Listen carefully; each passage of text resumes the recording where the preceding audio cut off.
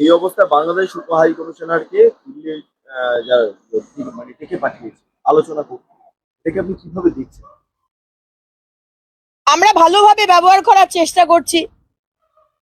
তারপর 20 তারিখের পরে কোন দিক থেকে কোথায় কি ছুটবে, কি হবে, কে ঢুকবে, কিছু বলা যাচ্ছে না। আমরা তো বুঝতে পারছি মোহাম্মদ ইউনূসের সরকার কিভাবে বাংলাদেশের গরিব, অর্ধশিক্ষিত সেই মানুষদের কিভাবে ভারতের এগেনস্টে তাতাবার চেষ্টা করছেন, উস্কাবার চেষ্টা করছেন, এটা আমরা বুঝতে পারছি। আপনারা কি বলছেন যে এটা মানা হচ্ছে না, কি ট্রিটি ছিল শেখ হাসিনাজির সঙ্গে, সেগুলো মানা চলবে না, জিরো লাইনে করে দিচ্ছে, এটা কি গল্প দিচ্ছেন? যা হয়ে এসছে, যা ইন্টারন্যাশনাল ল সেই হিসেবে করা হচ্ছে। তো এগুলো করে কোনো লাভ হবে না। মোহাম্মদ ইউনূস 20 তারিখের জন্য অপেক্ষা করছি আমরা।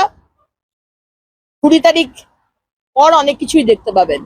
তারপর মোহাম্মদ ইউনূস আপনি কোথায় থাকবেন সেটা একবার দেখে নিন। এই সমস্ত বিষয়টাকে সামনে রেখে এই পরিস্থিতি কবে সমাধান সূত্র বেরিয়ে আসবে? কারণ বাংলাদেশের যে সীমান্ত, সেখানেও একটা হাই অ্যালার্ট জারি করা হচ্ছে ভারত বাংলাদেশ সীমান্ত।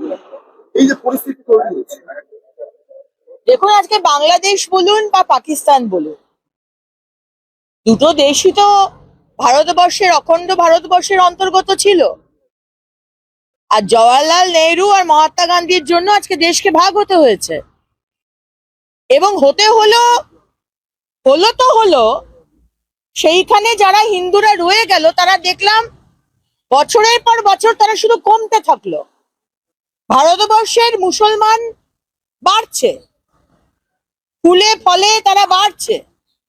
আর পাকিস্তান বলুন আর বাংলাদেশ তো আমরা সবাই জানি কি হচ্ছে। আর মোহাম্মদ ইউনূসের ইন্টারিম গভর্নমেন্ট, তিনি বুঝছেন যে তাকে যদি, এই সরকারকে যদি থাকতে হয়, ইলেকশন এখন সে করবে না, সে বলেই দিয়েছে। আর তাকে যদি থাকতে হয় বাংলাদেশের ইন্টারিম গভর্নমেন্ট হিসেবে, তাকে ওই মৌলবাদীদের কথা শুনে চলতে হবে। মৌলবাদীরা চাইছে এখানে হিন্দু থাকবে না, হিন্দুরা ইদার চলে যাক, নয়তো ধর্ম চেঞ্জ করুক। তাই জন্য মৌলবাদীদের কথায় হাতে হ্যাঁ মেলানো হচ্ছে। আজকে আমরা দেখতে পাচ্ছি না, বর্ডারে আমাদের বিএসএফ যখন বেড়া দিতে যাচ্ছে, তখন বাংলাদেশের বিজিবি তারা বর্ডারের লোকদেরকে, তাদের দিকের গ্রামের লোকদেরকে উস্কাচ্ছে। দেখো তোমাদের জমি নিয়ে নেবে ভারত সরকার, দেখো তোমাদের পুকুর নিয়ে নিচ্ছে, দেখো তোমাদের জমি বা বাড়ি নিয়ে নিচ্ছে, তাদেরকে উস্কানো হচ্ছে। কারণ তিনি ভাবছেন যে ভারত বিদ্বেষ, এইটাকে এজেন্ডা করে উনি রয়ে যাবেন। এটা হচ্ছে মোহাম্মদ ইউনূস সরকারের এজেন্ডা। ভারত বিদ্বেষী শক্তি, তাকে বাড়াওয়া দেওয়া, ভারতের এগেনস্টে কথা বলে মানুষকে উস্কানি দেওয়া, এইভাবে উনি ভাবছেন উনি সরকারে থাকবেন। না এইটা চলে কি করে সম্ভব? মানে ভারতকে হিন্দু রাষ্ট্র করলেই কি এই সমস্যার সমাধান হবে আপনারা মনে করছেন?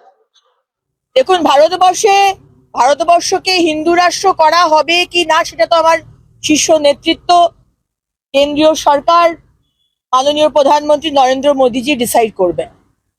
কিন্তু আমাদের যে কনস্টিটিউশন, সেখানে প্রথম থেকে যে কনস্টিটিউশন হয়েছিল, সেখানে তো সোশ্যালিস্ট অ্যান্ড সেকুলার এই কথাটা ছিল না। এরা তো চালাকি করে জওয়াহরলাল নেহরু এবং কংগ্রেস সরকার এবং ইন্দিরা গান্ধী এমার্জেন্সির সময় ঢুকিয়েছে।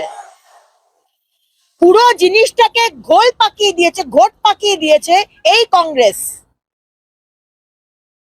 এবার হিন্দু রাষ্ট্র হবে কি না সেটা আমাদের শীর্ষ নেতৃত্ব বলবেন, আমার বলার কিছু নেই।